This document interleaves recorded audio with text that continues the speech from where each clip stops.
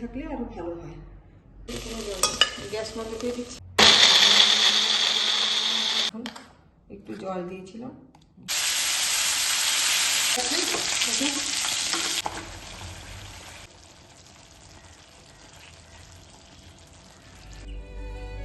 আমার হয়ে গেছে। বন্ধুরা, গুড মর্নিং বন্ধুরা। আজকে আমি একটা নতুন রেসিপি নিয়ে এসেছি আপনাদের জন্য। তো রেসিপিটা খুবই সিম্পল, কিন্তু অন্যরকম সিম্পল, একটু আছে। তো আমি সিম্পলভাবেই দেখাবো। তো রেসিপির নাম হচ্ছে আফগানি চিকেন গ্রেভি। এখানে আমি হাফ কিলো মাটন নিয়েছি। মাটনে গায়ে একটু চর্বি থাকলে আরও ভালো হয়। অল্প রসুন বাটা, অল্প আদা বাটা, হচ্ছে সামান্যতম ঘি ফ্লেভার হওয়ার জন্য, আর নুন তো স্বাদ মতন নুন। তো এখন আমি এটাকে, এই মাটনটাকে সিদ্ধ করবো, বয়েল করবো। দেখুন মাটনগুলো এরকম হয়।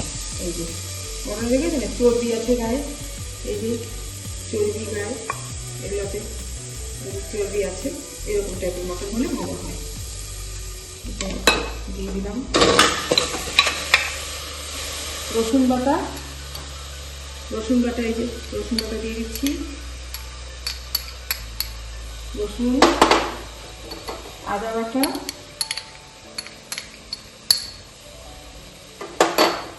অল্প ঘি দিচ্ছি, অল্প ঘি, আর একটু নুন দিচ্ছি,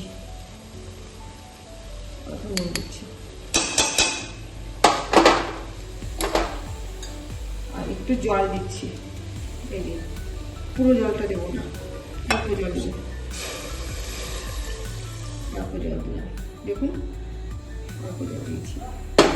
এবার এটাকে একটু নেড়ে সিদ্ধ বসিয়ে দিব 15।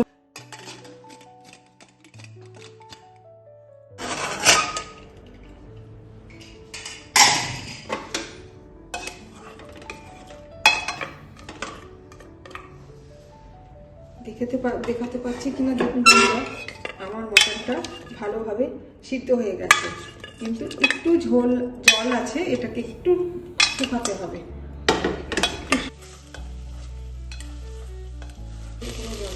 গ্যাস বন্ধ করে দিচ্ছি। এবার আমি মটনটা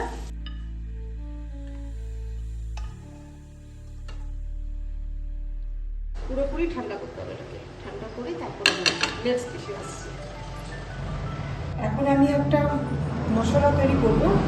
মশলা আছে আপনার, এক মুঠি হচ্ছে ধনে পাতা, একদম ফ্রেশ ধনে পাতা আছে, আর দুটো মিডিয়াম সাইজের পেঁয়াজ আছে, আর কয়েকটা কাঁচা লঙ্কা আছে, এই, আর আদা রসুন দেব। তো এর মধ্যে আমি দিয়ে দিচ্ছি, এর মধ্যে আমি ধনে পাতা দিয়ে দিচ্ছি, কাঁচা লঙ্কা দিয়ে দিচ্ছি, এর মধ্যে রসুন বাটা দিয়ে দিচ্ছি, আর দিচ্ছি আদা বাটা। এই মাটনে দিয়েছিলাম বাকি জলটা, আছে, এতটা জল পুরোটা দেবো না, অল্প জল দেবো।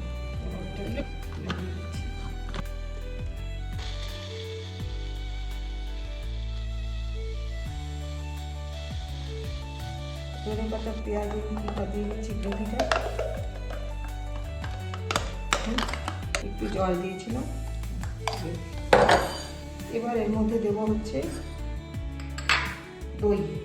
দইটা আমার ঘরে পাতা।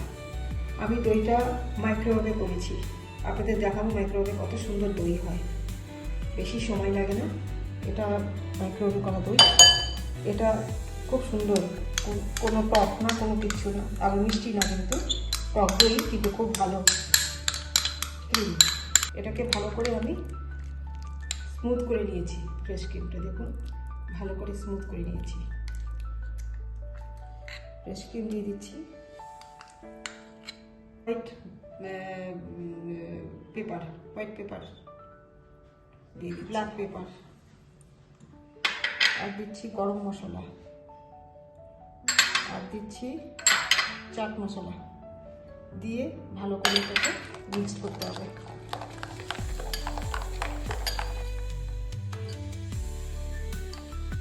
নুন থাকে তো তার জন্য অল্প নুন দিচ্ছি, একদম অল্প নুন দিয়ে দিলাম।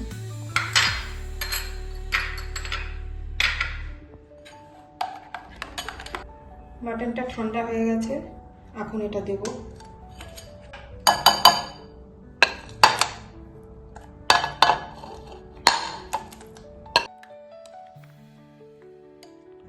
আমি যতবার করেছি ওই রুটি পরোটা ওইসব দিয়ে খেয়েছি।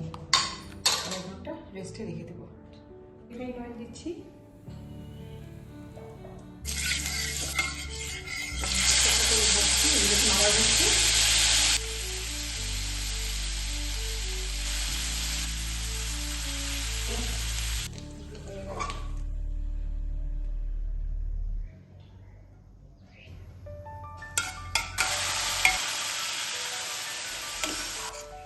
পানিটা হালকা করে রেখে দিচ্ছি।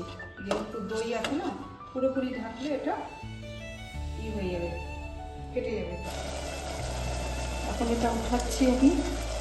দেখুন গ্রেভিটা তো ঘন হয়ে গেছে।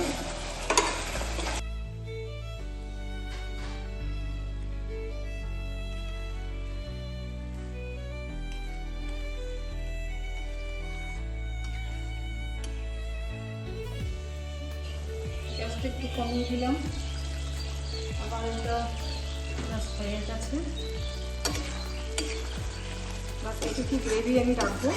তারপর আমি বসিয়ে দিচ্ছি,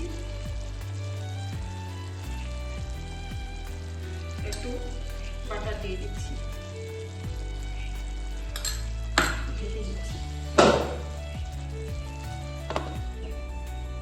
আমার হয়ে গেছে। কত সুন্দর হয়েছে।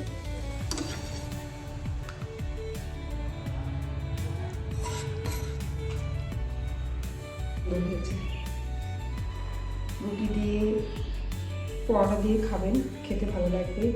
আর বন্ধুদের সঙ্গে শেয়ার করবেন, ভালো লাগলে সাবস্ক্রাইব করবেন, কমেন্টে জানাবেন কীরকম হয়েছে। তাতে আমি আরও ভালো ভালো রেসিপি, এরকমই রেসিপি, ভালো ভালো রেসিপি আমি আপনাদের দেখানোর জন্য আমি উৎসাহ পাবো।